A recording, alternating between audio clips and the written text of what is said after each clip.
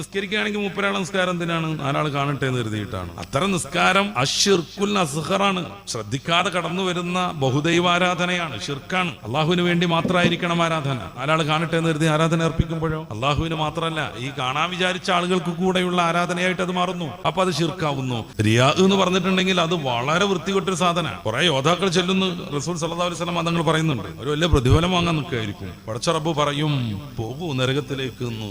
അവർ ഒച്ചാനിച്ച് നിൽക്കും, സ്വാഭാവികം. ആ സമയത്ത് റബ്ബിന്റെ വിശദീകരണം എന്തായിരിക്കും? നീ നല്ല യുദ്ധം ചെയ്തിരുന്നു. എന്തിനാ? നല്ലൊരു യോദ്ധാവാണ്, ധീരനാണ്, വലിയ പ്രവർത്തകനാണെന്ന് പറയാൻ. അത് പറഞ്ഞല്ലോ, നീ ഉദ്ദേശിച്ച പ്രതിഫലം കിട്ടി, കേറൂ നരകത്തിൽ. ഓരോരുത്തരെയും വിശദീകരിക്കുന്നുണ്ട് ആ ദീർഘമായ ഹദീസിൽ. നല്ലൊരു ഓത്തുകാരനാണെന്ന് അറിയാൻ നീ അടിച്ച് പൊളിച്ച് ഖുർആൻ ഓതിയിരുന്നു.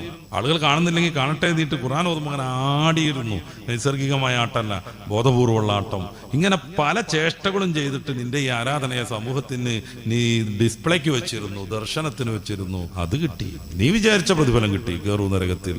ഇതറിയാ.